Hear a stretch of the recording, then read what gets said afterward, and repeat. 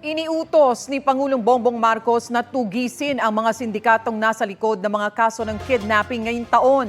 Kasunod yan ang kidnapping case sa isang estudyanteng Chinese na nasagip nitong Martes. Balitang hatid ni June Veneracion. Matapos ang 5 araw sa kamay ng mga kidnapper, nailigtas ang 14 anyos na estudyanteng Chinese. Inabandona siya ng mga kidnapper at natagpuan ng mga pulis. Agad siyang dinala sa kanyang ama at pagkatapos ito ay dinala sa ospital. May benda sa kamay ang binatilyo na pinutulan ng daliri ng mga kidnapper. Ayon kay Interior Secretary John Vic Rimulya, February 20 dinukot ang biktima. Pasado alas 2 ng hapon ang uwian nito sa eskwela, pero mag-aalas 4 na ay wala pa. Nakita ang SUV na sundo ng binatilyo sa may C5 southbound. Noong Biyernes, nakitang patay sa loob ng isang sasakyan ang driver ng biktima.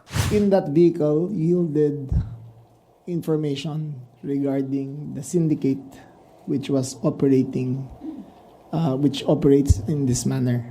Now, the contents of that include pictures, conversations, cell phone numbers, strategies, casings of how they would do the job.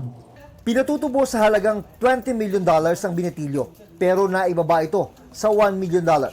Habang may nangyayaring negosasyon, gumagawa na raw noon ng paraan ang PNP Anti-Kidnapping Group para matumbok ang kinaroroonan ng biktima at mga kidnapper. Nung Lunes ay nag-yield na ang AKG ng positive results out of the evidence found nang nagbiping na ng signal ang mga cellphone ng mga abductor.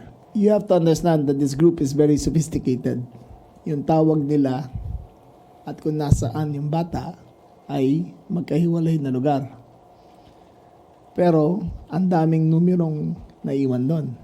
Sinundan ng PNP ang na-detect na signal mula sa mga kidnapper hanggang sa ma-rescue na nga ang biktima. Ayon sa PNP, walang binayarang ransom. Ito po ay dahil po sa tinatawag natin na technical lead na sinundan ng AKG at yung human intelligence po na pinagsama. Kaya po napilitan na ibigay na lang po ng mga kidnappers po o ng mga abductors yung pong batang estudyante. Base sa investigasyon, posibleng may koneksyon sa Pogo ang pagdukot sa biktima dahil dating nasa Pogo business ang ama nito. May isang anggulo pa ang iniimbestigahan ng PNP na may kinalaman sa negosyo ng pamilya ng biktima. Ang ama raw ng bata ay may tuturing na big time sa larangan ng e-selling. Ang tinutumbok po natin dito, yung kanyang involvement po dati sa Pogo at yung pong kanyang mga business associates dun sa kanyang e-selling business po ng merchandise. Iniimbestigahan din kung may kaugnayan ito sa harapang pagbaril ng isang Chinese sa kapwa niya Chinese sa loob ng isang restaurant sa Makati City noong 2024. Ang lalaking namaril, sinasabing person of interest sa pagkidnap sa estudyante. Sinasabing posibleng may kaugnayan sa sindikatong galing sa Pogo operations. We are definite na ang sindikato na nasa likod ng kidnapping ay former operators ng Pogo din. We are definite na ang perpetrators ay ginamit ang kanilang mga former bodyguards na awol na ngayon sa serbisyo ng AFP at PNP. Awol. So they're no longer in service. Para sa anti-crime advocate na si Teresita Angsi, iba raw sa karaniwan ang nangyari sa binatilyo. Very sadistic type of kidnapping only this time. It's a very inhumane way of treating the victims. And we have never encountered that before.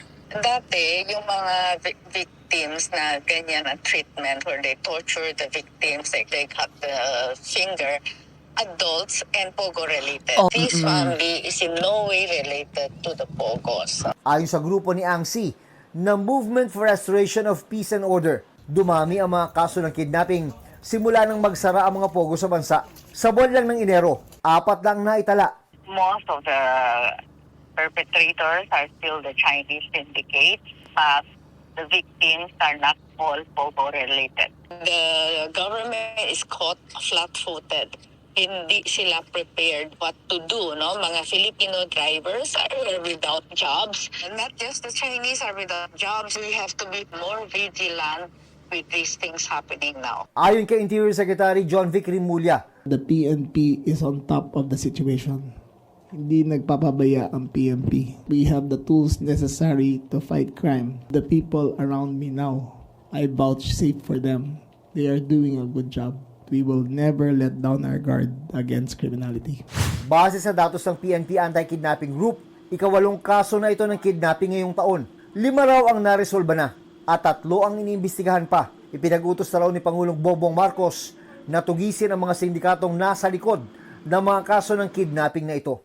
June Veneracion, nagbabalita para sa GMA Integrated News.